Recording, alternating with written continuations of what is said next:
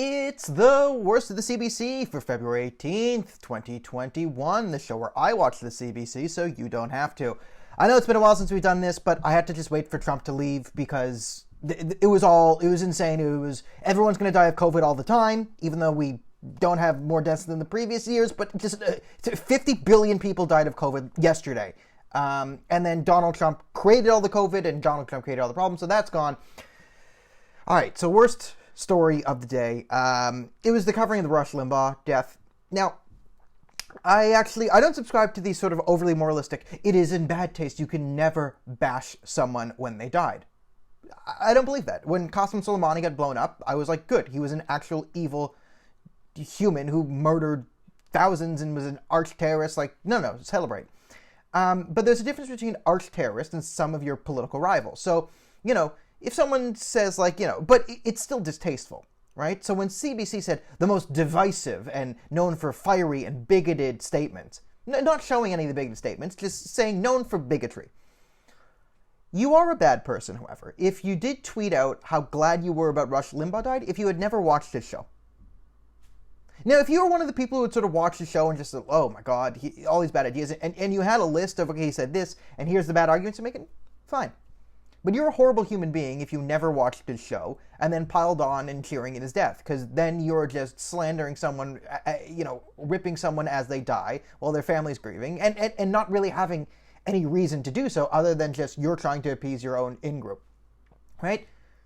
And also, imagine if blue check marks, right? Blue conservative check marks were cheering when Ruth Bader Ginsburg died, saying, good, that slut is dead.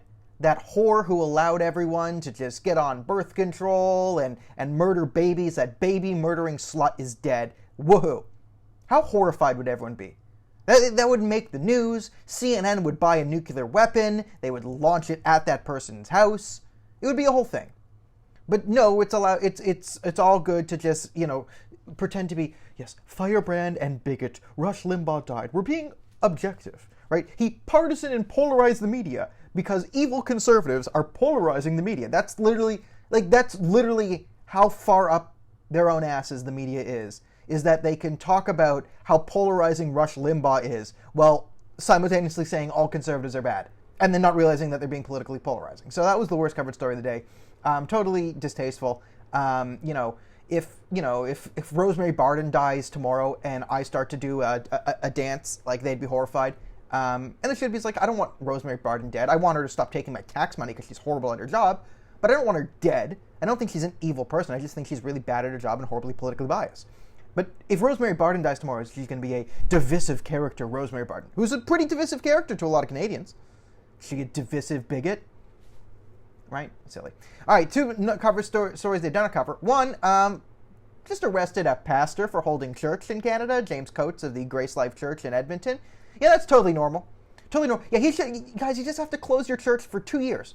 For 2 years, just got to keep all the churches closed entirely. There was almost a couple hundred people in the church. And this is what I've been saying for a while. It's if you're not reasonable, if you didn't give people means to actually worship, if it wasn't just lockdown all the time, if they had spent some time from last year trying to find a reasonable way, okay, you know what, build outdoor whatever, go to this capacity, if you do these things, if you distance in the pews, if you go this, we'll let you open and worship together.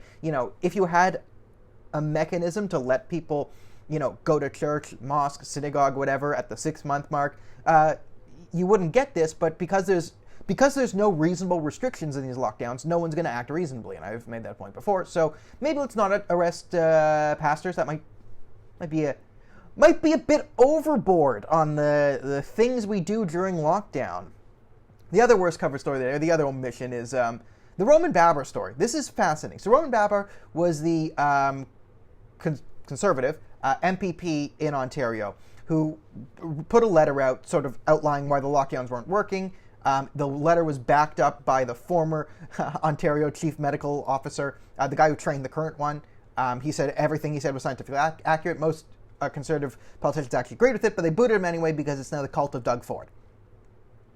Yesterday, Roman Babar tried to put forward legislation saying, you know what, we should reduce all the politicians' pay. Everyone's MPP's pay should be put down to CERB levels, right? His included. He's everyone should go down to CERB levels until this is over, right? if we're asking everyone else to live on this, let's give up our fancy 6-figure salaries, let's live on the CERB like we're asking everyone else to do, and let's see how long the lockdowns last. I thought it was a pretty ballsy move. What they did is they voted that down, and then unanimously, they all voted. They were whipped into voting. Every single MPP voted to just reduce his pay to CERB levels. Does this not show you how much the political class hates you? I mean, what's the difference between Doug Ford and the Liberals here? I mean, Doug Ford's riding his brother's name as being an anti-establishment guy. I mean, what has Doug Ford done that endears himself for the people? That would have been a good thing.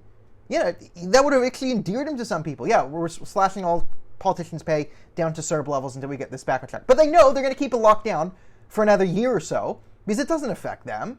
They get their salaries. Okay, they can't go to a restaurant, they order Uber Eats. Whatever. Right? They get more and more power. Doug Ford institutes Bill 195, becomes dictator of Ontario for a year and a half. And they slashed his pay. They took away his money, right? Because he spoke out. Not on any sort of principled grounds, right? They just took away his pay. Think of the logic behind just taking away his pay. It wasn't that, hey, he wanted to slash MPP pay, and that's a bad precedent. We shouldn't do that. We should never touch MPP pay, right? They're just his pay. That was a punishment for speaking out against Doug Ford and lockdowns. So I ask you, who is the Conservative politician legitimately leading the charge against the assault on your liberties? Is it Doug Ford? Is it Jason Kenney? Jason Kenney's been promised the leader of the CPC. Sorry, next leader. Once O'Toole blows it up, he's been promised that. As long as he toes the line. This is why you're not going to see Kenney stand up for Alberta, is because he's been promised if he sort of toes the line with all the blank strategies people, that they will make him the next Conservative Party leader. He will pretend to then be a true blue Conservative in the primaries, talk about how Alberta he is. You'll see pictures of him in a cowboy hat. He's very, very conservative, unlike the fake opposition that the blank strategies has presented for you, who would be the Liberal, would be the redo of O'Toole and McKay, part 2, and then Jason Kenney will become the leader, and then I'll be like, well, he's going to stab you in the back, social conservatives, and social conservatives, we need to be united to get Trudeau, and then Jason Kenney's going to bring, and then he's going to stab them in the back, and then I'm going to be like, I told you so, and then I'm going to be like, how did we not listen? It's just like the O'Toole phenomenon. So, what is today's episode? Who cares? 10 out of 10 on the Rosemary Barden scale. Like, so disgusting to just pile on someone when they're dead. Like, listen, if it's Adolf Hitler, pop champagne. Pol Pot, champagne. Stalin, champagne. Qasem Soleimani, the Ayatollah Khomeini, pop champagne. Conservative liberal radio person you didn't like, Antonin Scalia, Ruth Bader Ginsburg celebrating their deaths, bad taste. Bad taste, right? And if you were treating the rest in piss or rot in hell hashtag for Rush Limbaugh, just ask yourselves, did you ever listen to more than half an hour of a show? Did you ever listen to him in context? Did you ever take a point he said, listen to him in context, try and engage with it? You can disagree with it, but do you ever try and legitimately engage with him? Or are you just piling on his death because you think it's the thing to do? And if that's the thing you think to do, maybe you should reevaluate who your friends are.